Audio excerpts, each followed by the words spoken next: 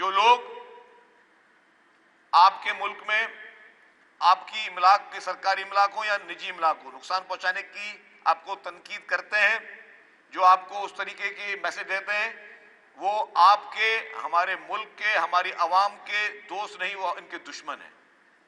ये मशवरा कोई दुश्मन ही दे सकता है कि ये आपने काम करना है अपने मुल्क के साथ, वरना यही पॉलिटिकल पार्टीज, यही पीटीआई लंदन में भी है, इन्होंने अपने यूनिट अमेरिका में भी खोले हुए, वहां तो हरकतें करके दिखाएं। इन्होंने कानून का गलत इस्तेमाल किया। हमारी यही बसें, जिसको हर कोई इन बसें से, मुझे ये खुशी है कि हमारी पब्लिक भी इन बसें से प्यार करती है, लेकिन चंद शरपसंदों ने इन बसेस को भी आग लगाई।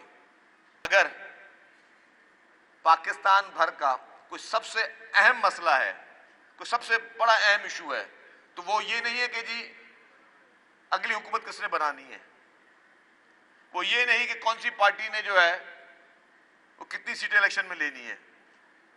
पाकिस्तान का इस वक्त मसला ये नहीं है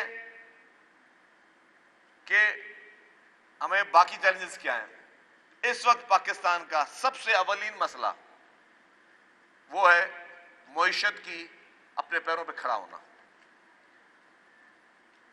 और शायद चंद लोग ही इस चीज को समझते हैं कि वो हमारी एक रीढ़ की हड्डी है। इस वक्त पाकिस्तान की मईशत पाकिस्तान की रीढ़ की हड्डी है, और इस पे मैं समझता हूं कि तमाम स्टेक होल्डर्स को, पाकिस्तान में तमाम स्टेक होल्डर्स को मिल बैठकर इस मुल्क की मईशत के बारे में सोचना होगा। तमाम स्टेक होल्डर्स को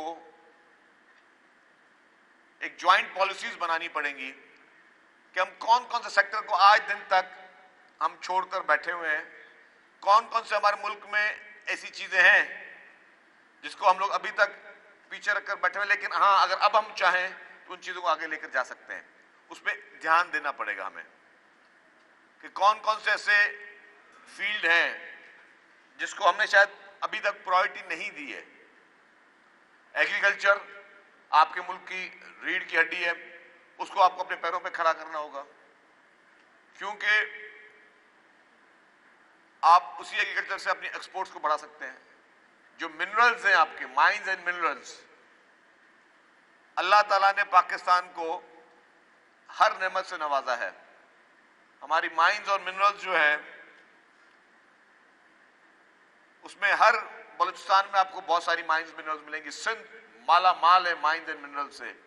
हमारे पास ग्रेनाइट है, हमारे पास चाइना क्ले है जिससे ये चाइनीज बर्तन बनते हैं, हमारे पास कुदरती हर मादनियात अल्हम्दुलिल्लाह हमारे पाकिस्तान में मौजूद है। हमारे पंजाब में पोठवार बेल्ट में मौजूद है, हमारे खैबर पख्तूनख्वा में मौजूद है। आपके पास कॉपर है, आपके पास ग्रेनाइट है, आपके पास मार्बल है, आपके पास हर चीज वो मौजूद जिसको आप एक्सपोर्ट करके इस मुल्क के आप माली मसाइल हल कर सकते हैं। हमें वो जो हमारी फील्ड्स जिस पे हमने अभी तक इतना ध्यान नहीं दिया, उस पर हमें ध्यान देना पड़ेगा।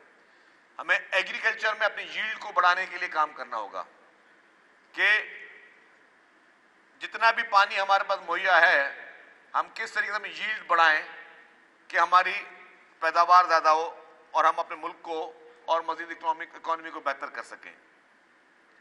उसके लिए मैं समझता हूं कि पाकिस्तान पीपुल्स पार्टी वाहिद जमात है जिसके पास इसके सॉल्यूशंस हैं, और हम सबको मिलकर, हमारी जितनी भी पॉलिटिकल पार्टीज हैं, चाहे वो हुकूमतों में हो, चाहे वो अपोजिशन में हो, चाहे वो पार्लियामेंट में हो, चाहे पार्लियामेंट से बाहर हो, या वो जमातें जो कि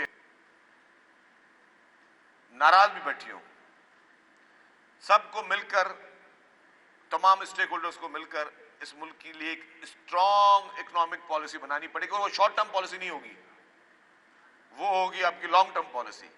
मिनिमम 10 साल की पॉलिसी हम इंट्रोड्यूस कराएं कि हम ये 10 साल का प्लान है, फिर कोई भी हुकूमत हो उस 10 साल में, ए पार्टी हो, बी पार्टी हो, सी पार्टी हो, कोई भी हुकूमत हो, उस 10 साल के प्लान पे काम करे कि जी ये 10 साल का हमारे पास एक रोड मैप है।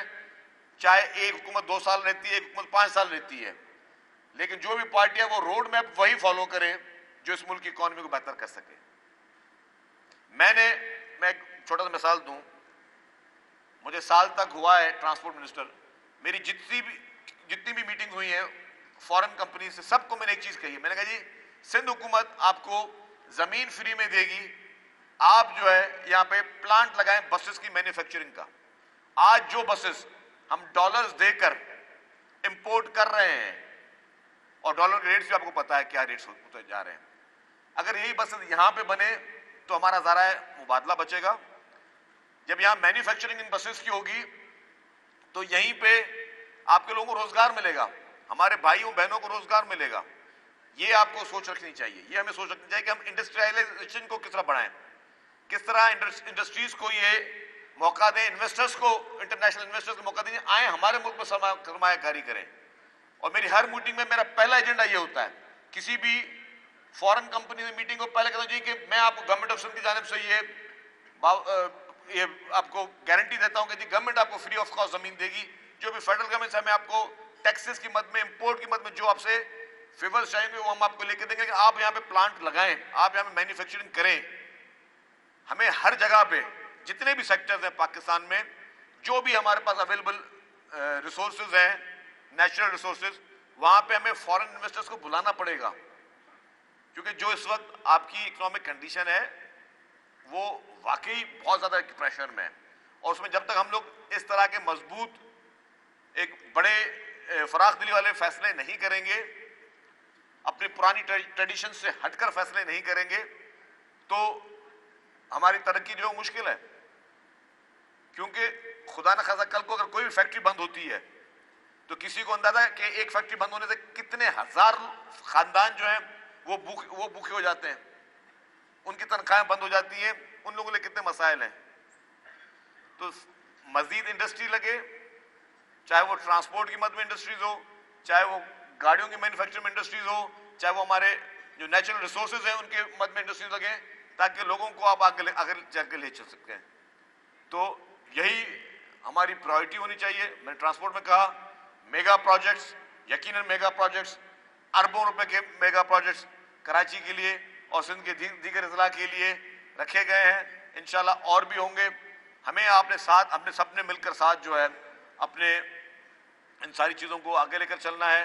हमारी ये कोशिश होनी चाहिए कि हमारे मुल्क में हम तमाम चीज़ों की हिफाजत करें, इन बसेस की हिफाजत करें, इन बसेस में लगे हुए कैमरा सिस्टम इनकी हिफाजत करें। हम ये ना करें कि अपनी चीज़ों को नुकसान पहुंचाएं। जैसे अनफॉर्चुनेटली हमारी यही बसें, जिसको हर कोई इन बसें से, मुझे ये खुशी है कि हमारी पब्लिक भी इन बसें से प्यार करती है, लेकिन चंद शरपसंदों ने इन बसेस को भी आग लगाई। हमारी 3 बसेस जो हैं उनके शीशे तोड़े गए, वो इस वक्त फंक्शनल नहीं है, और वह एक बस को बिल्कुल आग लगा दी गई। और इस मद में मैं आपको एक बात बताऊं, ये सबसे अहम चीज थी कि चंद हमारे ड्राइवर हजरात और हमारे पीपुल्स बस सर्विस के स्टाफ ने, एनआरटीसी के स्टाफ ने बड़ी हिम्मत से काम लिया, उन बसेस को बचाया, जलने से बचाया। वरना ये एक बस नहीं जलाने के मूड में थे। जो भी इनका उस दिन प्लान था, इनका प्लान ये था कि जितनी बस सर्विस चल रही है सबको चलाएं। लेकिन उस वक्त ड्राइवर्स ने, एनआरटीसी के अमले ने, क्योंकि ऑपरेशन एनआरटीसी के पास था, बड़ी हिम्मत का, समझदारी का मुजाहरा किया कि उन दहशतगर्दों ने जिनकी मर्जी थी कि ये पूरी ट्रांसपोर्ट सिस्टम को आग लगाएं, उसे बचाया जा सका। नुकसान हुआ है, अफसोस होता है इस नुकसान का कि अपनी ही चीज़ों को, अपनी सहूलियतों को आग लगा के हम क्या मैसेज दे रहे हैं। चाहे हम यहाँ पे कर रहे हों, चाहे जो पंजाब में जिना हाउस को, कमांडर हाउस को किया गया, या जीएचक्यू में कोशिश की, या पूरे पाकिस्तान में एम्बुलेंस सर्विस, ईदी की एम्बुलेंस ने आपको क्या नाराजगी है कि आपने उसको जलाने की कोशिश की। आपने मुल्क में जो अफरा तफरी पैदा की, जो आपने चीज़ों को नुकसान पहुंचाया, ये आप देख रहे हैं कि किस तरीके से बेदर्दी के साथ चीज़ों को नुकसान पहुंचाया गया। इसका क्या कसूर था इन चीज़ों का? इस शर्फपसंदी से हमें निकलना होगा। जो लोग आपके मुल्क में आपकी इमलाक के, सरकारी इमलाक हो या निजी इमलाक हो, नुकसान पहुंचाने की आपको तनकीद करते हैं, जो आपको उस तरीके की मैसेज देते हैं, वो आपके, हमारे मुल्क के, हमारी आवाम के दोस्त नहीं, वो इनके दुश्मन हैं। ये मशवरा कोई दुश्मन ही दे सकता है कि ये आपने काम करना है अपने मुल्क के साथ। वरना यही पॉलिटिकल पार्टीज, यही पीटीआई लंदन में भी है, इन्होंने अपने यूनिट अमेरिका में भी खोले हुए, वहां तो हरकतें करके दिखाएं। क्या इनकी इतनी हिम्मत होगी कि इस तरह की हरकतें ये अमेरिका में करें और लंदन में करें, वहां भी मिलाद चले, वहां करके दिखाएं। अपने ही मुल्क में जहां इनको ये खौफ नहीं था कि जी यहां पे कानून भी कभी हरकत में आ सकता है, क्योंकि कानून हमारे हाथ की चीज है जब हम जिस तरीके से कानून को इस्तेमाल करना चाहें। इन्होंने कानून का गलत इस्तेमाल किया और आपने देखा कि इन्होंने इन नौजवानों को, अभी देखें इनकी उम्र देखें लोगों की, नौजवानों को जिनके हाथ में कलम होने चाहिए, जिनके हाथ में ये होना चाहिए कि वो किताबें होनी चाहिए, जिनके हाथ में लैपटॉप्स होने चाहिए, उनके हाथ में डंडे, पत्थर, पेट्रोल बम दिए गए कि आप इस मुल्क की मिलाद को, इस मुल्क के इदारों को आप नुकसान पहुंचाएं। यही एक मनफी सोच अनफॉर्चुनेटली प्रिवेल कर रही थी, जिसपे हुकूमत ने एक्शन लिया, मैं समझता हूं। लेकिन मैं फिर भी कहूंगा कि ये चीजें नहीं होनी चाहिए। आज इस तकरीब में हम उन लोगों को भी, जिन लोगों ने उस मुश्किल में दहशतगर्दों की मौजूदगी में बसेस को बचा के निकले, उनको भी हम यहां पे सनतें देंगे। तो मैंने कहा यही आप लोगों से इंपॉर्टेंट बातें करनी थी। अब मेरी उम्मीद होगी कि इस ऐप को तमाम लोग अपने अपने मोबाइल में सेव कर लें, जो जो बसेस में सफर करते हैं इस ऐप को आप सेव करें ताकि आप इस ऐप से ज्यादा फायदा ले सकें। Thank you very much.